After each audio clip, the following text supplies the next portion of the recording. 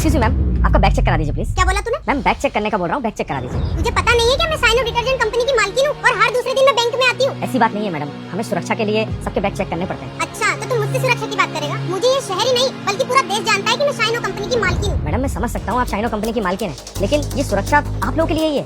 अच्छा, तो तुझे मेरे बैग की चेकिंग करनी है ना? ये ले। और मैं भी देखती हूँ शाम तक तू इस बैंक में टिक पाता है या नहीं। मैडम आप कहाँ की बात कहाँ लेके जा रही हो?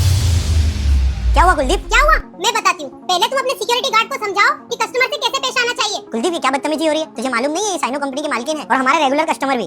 तुम्हारा ये गार्ड मुझसे बात तो इस तरीके से कर रहा था जैसे कि मैं बैंक लूटने आई हूँ। नहीं मैडम, आप मुझे गलत समझ रही हैं और अगर आपको गलत लगा हो तो I am really very sorry. बस मैं अपना काम कर रहा था और बैंक की सुरक्षा के बारे में ही आपसे बात कर रहा था। काम? ये बदतमीजी को तुम तुम्हारी लैंग्वेज में काम बोलते हो क्या? मैडम मैं ये नहीं जानता कि मेरी सिक्योरिटी चेकिंग के मामले में आप इतना भड़क क्यों रही है। और जहाँ तक सर मैं ये समझता हूँ कि मैंने मैडम से बदतमीजी नहीं की। और मैडम आप ही बता दीजिए कि कंपनी में गार्ड को क्यों रखा जाता है? निगरानी करने के लिए, आने वाले जो लोग हैं उनकी चेकिंग करने के लिए। और सर मैडम आपको तो पता ही होगा कि गुजरात में अभी कितनी बड़ी वारदात हुई थी और पंजाब में भी एक लड़की ज्वेलरी शॉप में घुसकर चोरी कर लेती है और वहाँ से भाग जाती है। और कश्मीर में डकैती हो जाती है और चोरी हो जाती है। इसलिए सिक्योरिटी गार्ड इसीलिए होता है मैडम कि आप जैसे लोगों की चेकिंग कर सके और अगर कुछ भी दिक्कत हो ना तो अपने अधिकारियों को या फिर पुलिस में संदेश दे सके। और मैडम मैं जानता हूँ कि आप बहुत बड़ी हैं और शाइनो कंपनी की मालकिन है, लेकिन मैं भी सिक्योरिटी गार्ड हूँ। बैंक की सुरक्षा करना और आप जैसे लोगों की सुरक्षा करना मेरा ही काम है। और ये मेरा काम ही नहीं मैडम, मेरा कर्तव्य है, मेरी जिम्मेदारी है। अगर कुछ भी होता है तो मेरी रिस्पॉन्सिबिलिटी है। और मैडम ये सारी चीजें करने के लिए ना हमारे मैनेजर साहब ने ही मुझे बोला है। और सर आप ही मुझे बताइए कि आज मैं मैडम को अंदर जाने देता, क्योंकि हम इन्हें जानते हैं ये बड़े इंसान है। अगर ऐसी कोई इंसान ऐसा घुस जाए जो चोरी अंदर कर ले या कोई वारदात अंदर कर ले तो उसका जवाबदार कौन होगा सर? इसमें ना सर 3 चीजें होती हैं, या तो वो बैंक के अंदर वारदात कर देगा,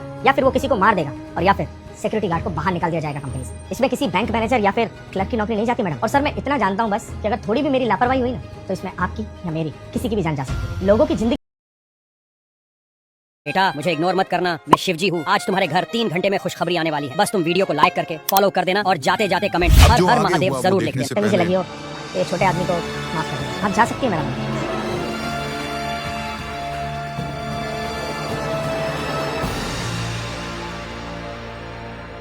चलिए मैं अंदर।